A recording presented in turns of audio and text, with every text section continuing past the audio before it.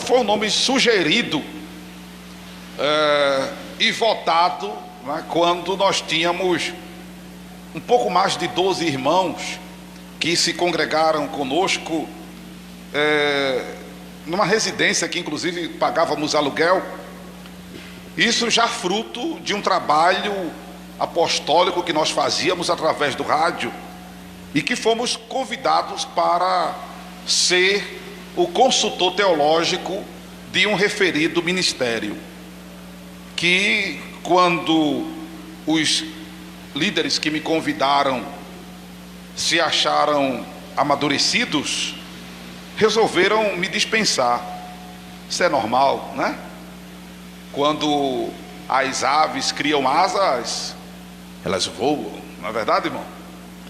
E aí eu fui dispensado, porém, vamos dizer, os filhinhos na fé que eu gerei quiseram ficar debaixo das minhas asinhas. Não é? Quiseram continuar sendo doutrinados, quiseram continuar sendo pastoreados pela minha pessoa.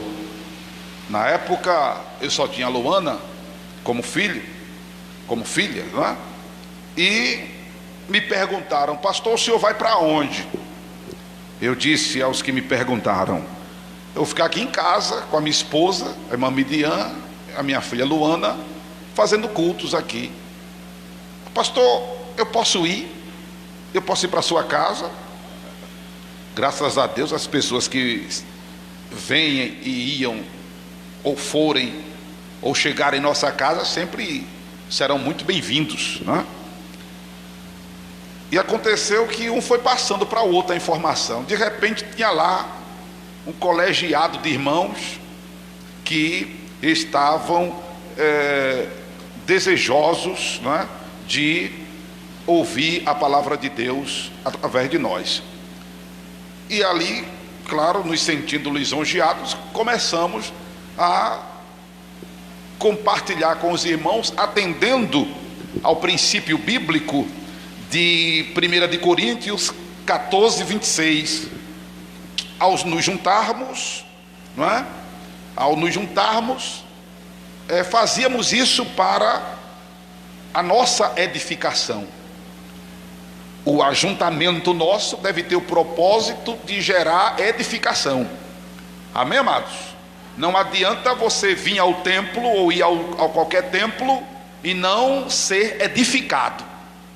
Não haver nada substancial, nada significativo que lhe ajude na fé, que lhe ajude como cristão a desenvolver a mente de Cristo.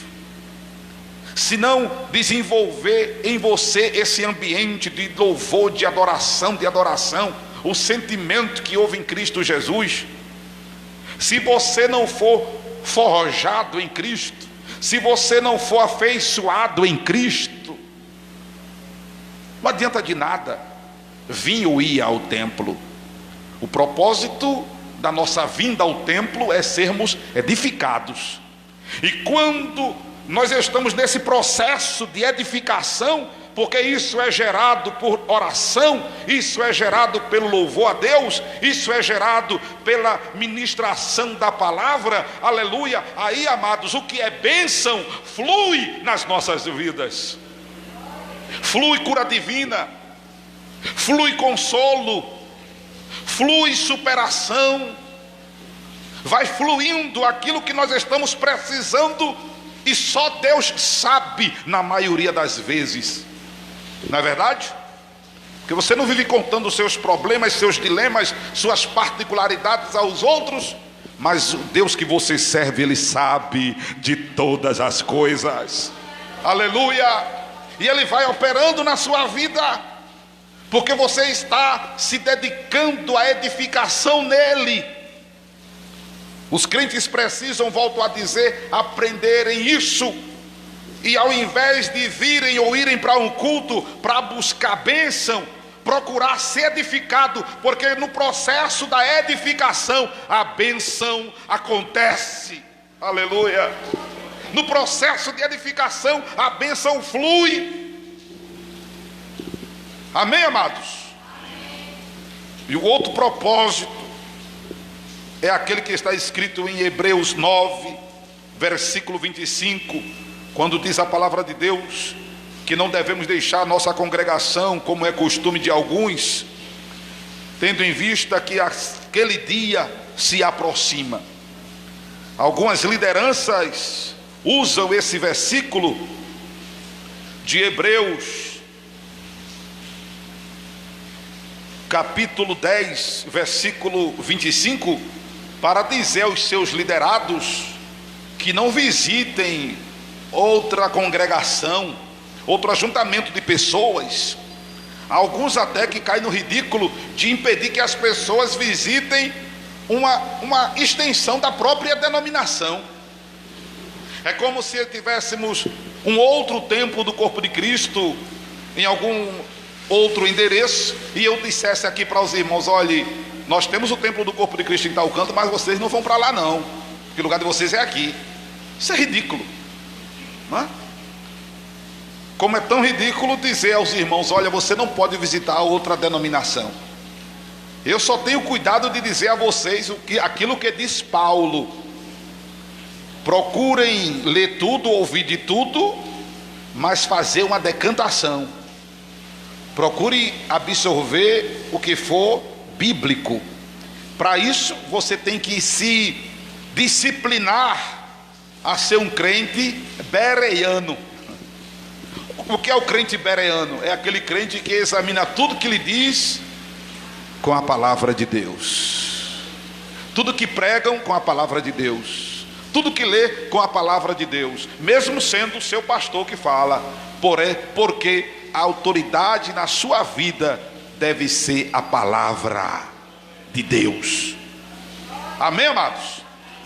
Aí você deve ser um crente bereano. Você é livre. Você é livre. O laço do passarinheiro foi quebrado e você escapou. O diabo não tem vez nem tem voz na sua vida. O pecado não tem vez nem voz na sua vida. Você pode dizer: livre estou, pela graça de Jesus, livre estou. Os livres, levanta a mão aqui, dá glória para Jesus. Você é livre, meu irmão. E Pedro orienta a quem é pastor a não exercer domínio sobre a herança de Deus, que sois vós. 1 de Pedro capítulo 5, Pedro diz isso. E a maioria dos pastores parece que não lê isso na Bíblia, ou a propósito esquecem.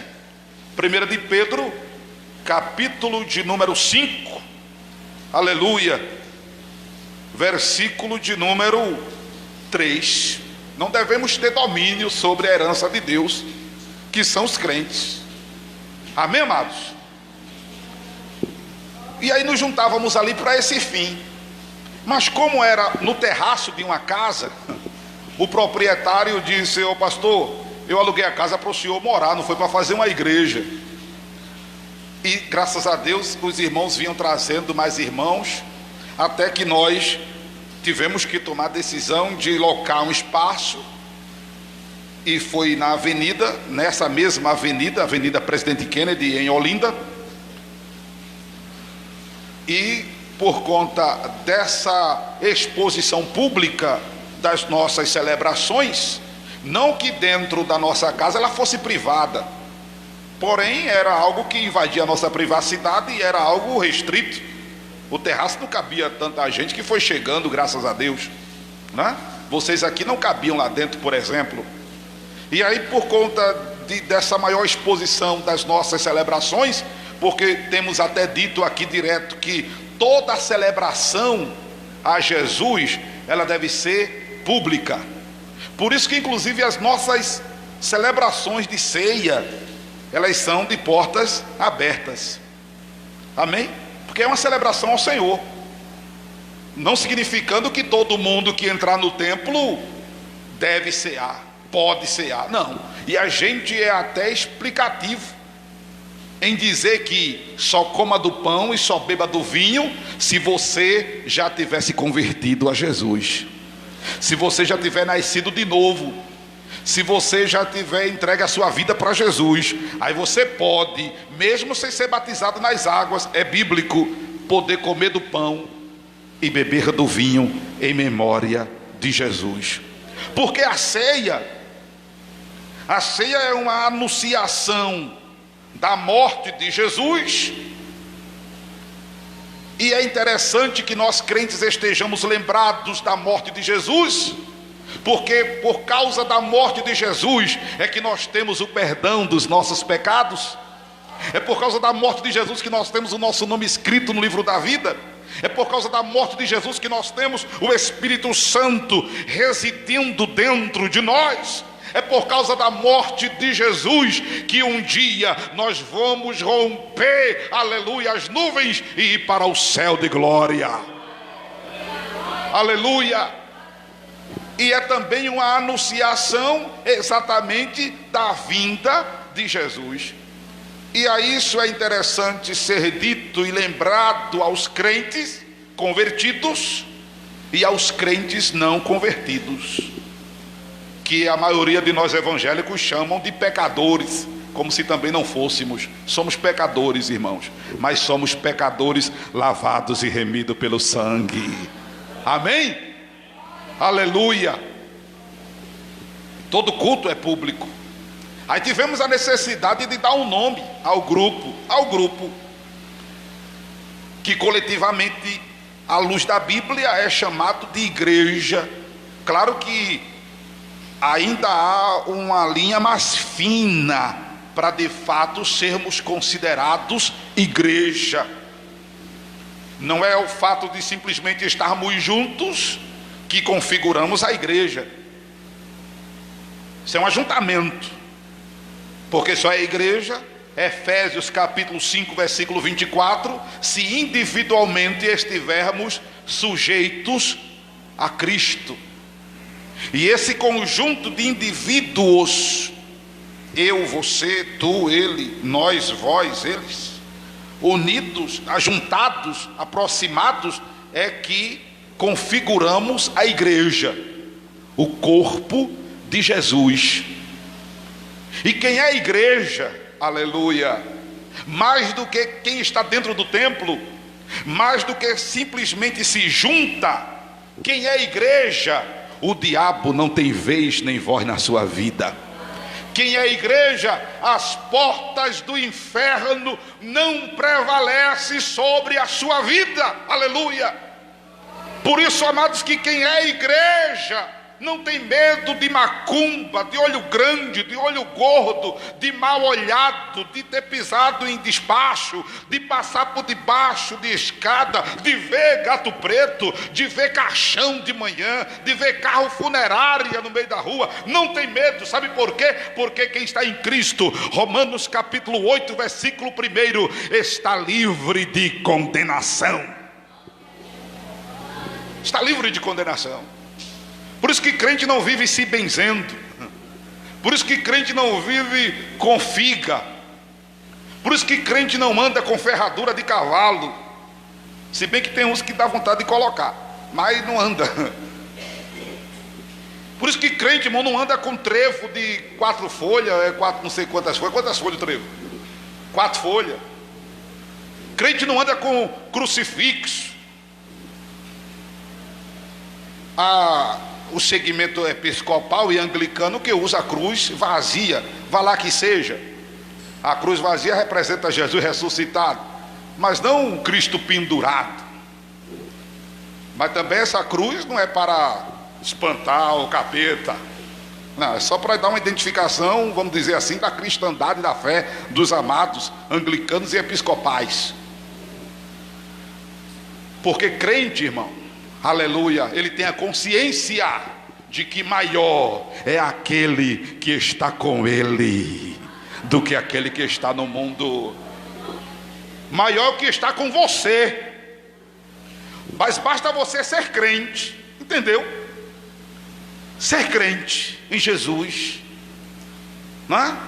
Aí você pode dizer evangélico, você pode dizer protestante, você pode dizer mas quando eu estou falando de crente em Jesus, eu estou falando de compromissado com Ele. Eu estou falando de crente nascido de novo. Eu não estou falando do crente estilo Satanás. Porque Tiago diz, no capítulo 4 do seu livro, que o diabo, até ele é crente e estremece. E a gente sabe que o diabo antes era Lúcifer, anjo de luz. Hoje o nome dele é Satanás ou diabo. Ele era o querubim ungido. E a gente não tem medo desse nome Lúcifer, nem obviamente tem medo de Satanás, do diabo, seja lá quem for. A gente não o subestima, porém a gente tem a consciência que maior é o que está conosco, o Deus da glória, o Jeová Sabaote, o Senhor dos exércitos, o Adonai, o Todo-Poderoso, aleluia. A gente tem essa consciência. Estou falando de crente no sentido bíblico de Jesus, ao ter ensinado e ter dito a Tomé: sedes crente. E a partir daí, amados, tudo flui que é de bênção. Não é só bênção. Quem disser que é só bênção, está mentindo, está enganado. Porém, nós temos a certeza da vitória. Que vitória? Que o pior que pode nos acontecer, além do ruim que está acontecendo, porque está acontecendo muita coisa ruim na minha vida. Eu imagino que está acontecendo muita coisa ruim na sua vida. E pode até piorar, viu? E pode até levar você à morte. Mas se você morrer, você tem a consciência que vai morar com Jesus. Aí a morte, aleluia, é bem-vinda, porque é só mudança de endereço. Amém, amados? Aí essa consciência deve fluir em nós como igreja, e flui em nós como igreja.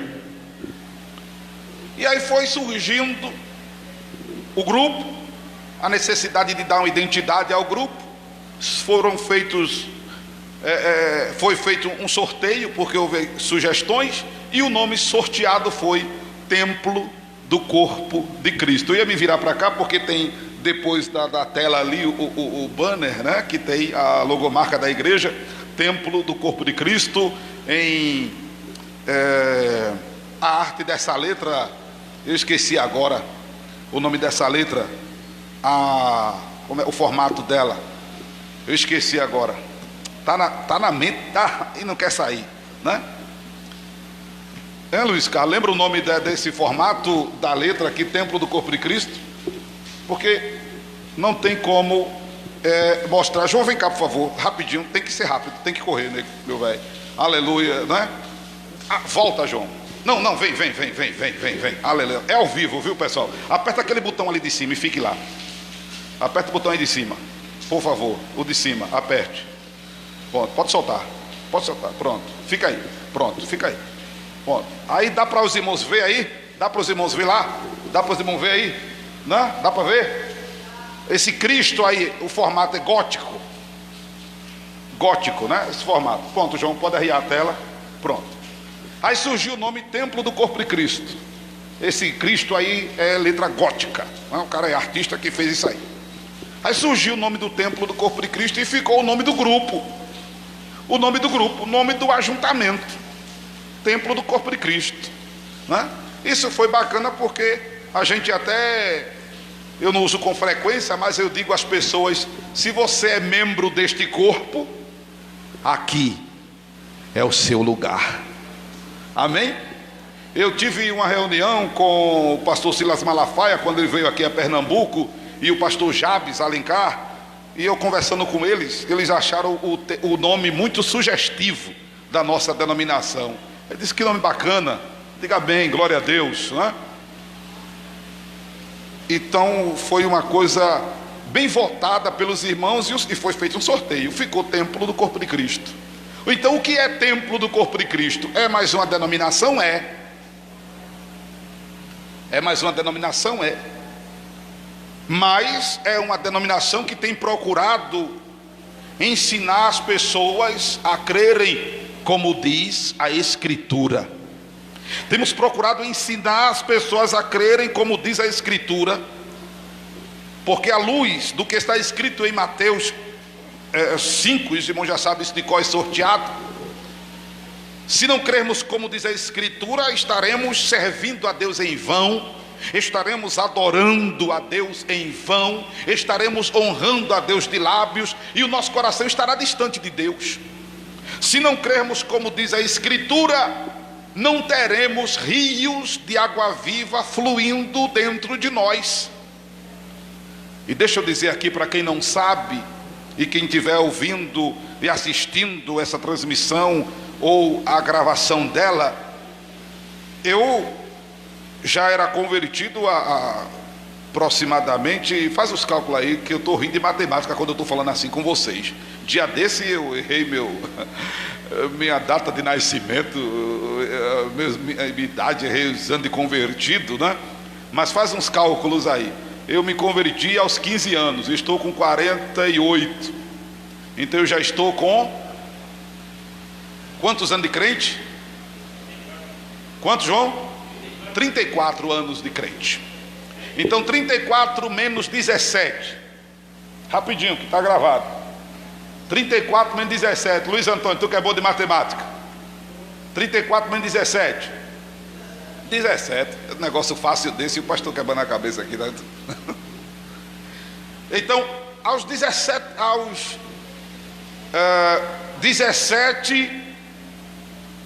mais 15,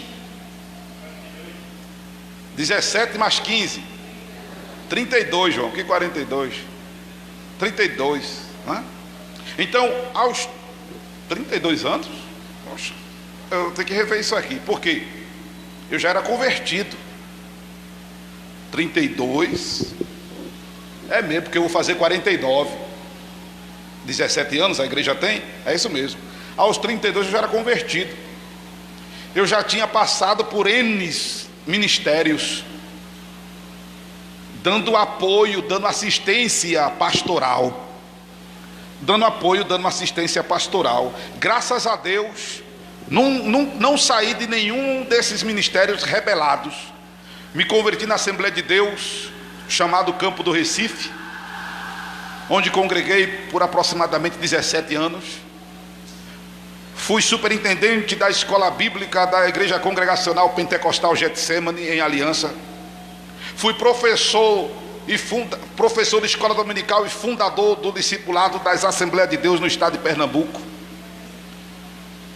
Pastoreei a igreja Comunidade Nova Aliança em Roda de Fogo. Trabalhei com a Assembleia de Deus em Alagoas, no sertão, na cidade de Inhapi. Trabalhei com igreja que não tinha nem nome. Dei assistência pastoral ao em memória pastor Itamar de Souza, na igreja presbiteriana independente, na estrada do Arraial, no bairro de Casa Amarela. Ele me enviou para dar suporte ao pastor Elci Pereira, que também dorme no Senhor, na igreja presbiteriana independente em Alagoas. Pastor Elci Pereira, que dorme no Senhor e já foi reitor da UFAL, a Universidade Federal de Alagoas. Tive o prazer de trabalhar ao lado desse homem.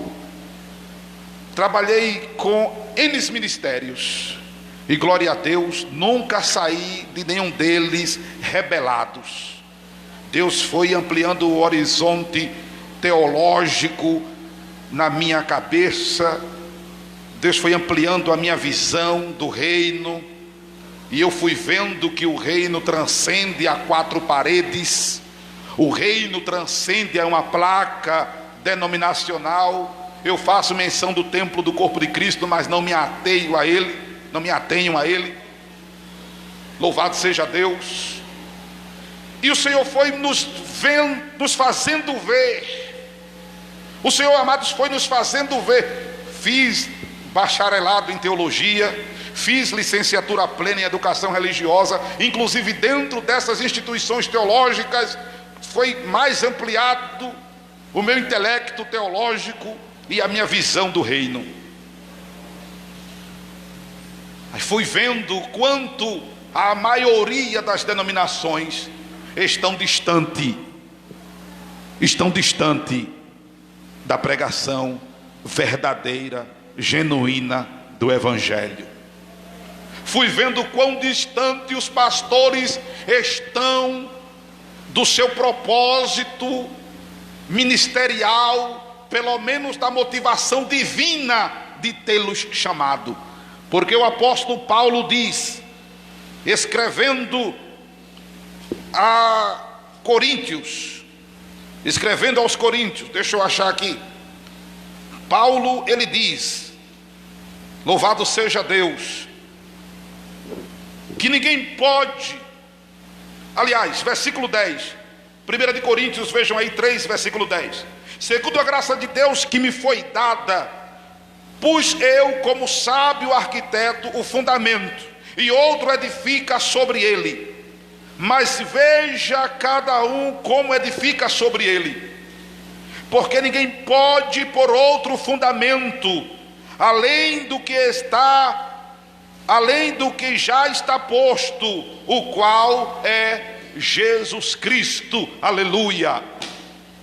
E quando você lê Filipenses capítulo 1, versículo 15 ao 18, e você faz uma correlação, é o que a hermenêutica chama, você faz uma correlação desses versículos, você vai perceber que Paulo, amados, não se incomodava com quem aparecesse ali na esquina da rua do campo, com quem aparecesse ali na esquina da rua fulano de tal, pregando o evangelho, estendendo uma tenda, criando um povo, gerando um povo, reunindo um povo. Paulo não se preocupava com isso. Contudo que quem fizesse isso, ou quem faz isso, não ponha outro fundamento na fé das pessoas. E quem é o fundamento? Quem é o fundamento? Diga mais alto, quem é o fundamento? Jesus Cristo. Jesus é o fundamento. E edificar sobre este fundamento é ensinar a palavra de Deus.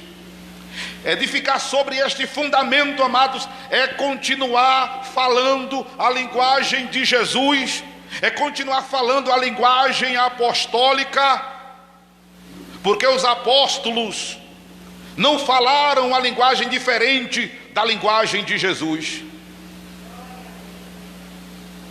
Os apóstolos não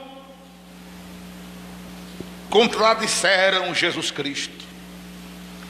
Eles dão, inclusive, um viés mais acessível, vamos dizer, na linguagem de hoje, para que haja uma maior absorção das pessoas sobre a mensagem da cruz, sobre a graça, sobre o evangelho, ao ponto de, inclusive, Paulo dizer,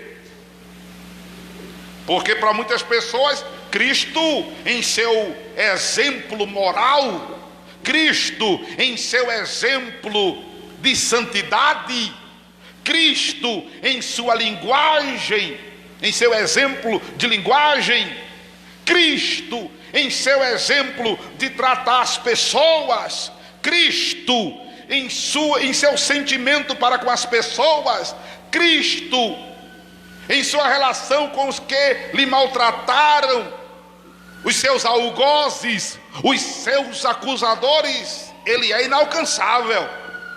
Quem pode aqui chegar a ser um exímio imitador de Cristo? Quem aqui? Ninguém. A gente não amarra chuteira. Mas para que houvesse uma maior absorção, o apóstolo Paulo disse: sede meus imitadores, como eu sou de Cristo. E nos seus ensinamentos, aleluia, ele fala uma linguagem exatamente acessível a nós. E eu estou fazendo referência ao apóstolo Paulo, Não que Paulo seja o ídolo dos evangélicos, como algumas pessoas dizem por aí. Fazemos referência do apóstolo Paulo porque foi o desbravador do evangelho entre os gentios, o maior escritor de epístolas e o mais, obviamente, versátil dos apóstolos. E olhe que ele não estava na categoria dos 12. Mas não que Paulo seja o nosso ídolo, não, de maneira alguma. Por isso que estamos fazendo referência ao apóstolo Paulo. Porém, os demais apóstolos, como Tiago, Pedro, João, Filemon, Timóteo, João, tem mais algum que eu esqueci? Escritor de livros bíblicos, não falaram diferente da linguagem de Jesus. E edificar sobre esse fundamento que é Cristo, amados, é dar continuidade à didática apostólica, que não difere dos ensinamentos de Jesus. Louvado seja Deus. É isso que é ser igreja. Pode surgir uma denominação hoje, mas se ela se erguer, pode surgir qualquer grupo hoje, mas se esse grupo se erguer com esse princípio, se erguer nessa primícia, não há problema algum, irmão, diante de Deus. Não há problema algum diante de Deus. Eu realmente nunca pensei, volto a dizer, sequer ser pastor, muito menos fundar uma denominação, muito menos edificar um templo. Nunca pensei. Mas aprove a Deus ter nos agraciado com essa gigantesca e terrível responsabilidade, e tem nos ajudado até aqui, e tem levantado pessoas amigas para dar continuidade a essa obra. E eu louvo a Deus pela vida dos senhores, amém? Dos senhores que passaram pelo templo do corpo de Cristo e estão vendo essa ministração, dos senhores que estão me ouvindo agora e me vendo agora, que somaram para a edificação não só deste templo, mas somaram na construção da história dessa denominação. Deus vos abençoe. E aos que estão aqui hoje me ajudando a dar continuidade a isso. Qual o propósito de Deus em ter levantado o templo do corpo de Cristo? Em fazer com que haja uma maior convergência das pessoas à palavra de Deus. Não estou dizendo que o templo do corpo de Cristo é a igreja perfeita. Não estou dizendo a você que o templo do corpo de Cristo é a igreja certa, porque as pessoas ficam nessa busca, qual a denominação certa, qual a igreja certa, e algumas ficam confusas porque um pastor diz uma coisa, outro pastor diz outra coisa, uma denominação diz uma coisa, outra denominação diz outra coisa. Quem é que está falando a verdade? As pessoas ficam se perguntando. A gente orienta: leia a Bíblia, obviamente, leia a Bíblia, seja um crente bereano, mas eu quero lhe assegurar que se você vir às nossas escolas bíblicas nas quartas-feiras, se você vir aos domingos das nossas celebrações, você vai perceber que nós aqui não abrimos mão da palavra, porque esta palavra quem transforma, quem liberta, quem restaura, quem cura, quem vivifica, quem regenera, é esta palavra que dá vida e vida com abundância. Amém, amados? Então seja crente na palavra. É enfadonho ouvir coisas assim, mas é isso que faz com que vocês estejam firmes na palavra. Amém, amados? Nos dias de hoje está sendo a problemática dos crentes. Os crentes querem oba-oba, a maioria. Os crentes querem gritaria. Os crentes querem profecia. Os crentes querem vaticínio, adivinhação. Os crentes querem receba a bênção, receba a vitória, receba isso, receba aquilo outro. E é uma vibração terrível, e é uma zoada, um alarido, glória a Deus e aleluia. E a gente aqui gosta de dar glória a Deus e dizer aleluia alto, mas a gente não abre mão da palavra. porque a palavra, inclusive, ela é a chave para que o milagre aconteça nas nossas vidas. Não esqueçamos, irmãos, que o Senhor trouxe à existência o que não existia pela palavra dele. Ele trouxe à existência o que não existia pela palavra. É a palavra que faz o milagre acontecer na tua vida. É a palavra que faz o milagre acontecer na tua vida. Amém? E Deus, portanto, nos abençoe. Deus, portanto, nos ajude a estarmos cada vez mais focados. E um dos grandes desafios desta denominação é se manter exatamente firme na palavra. Vamos em frente, em o nome de Jesus, em o nome de Jesus.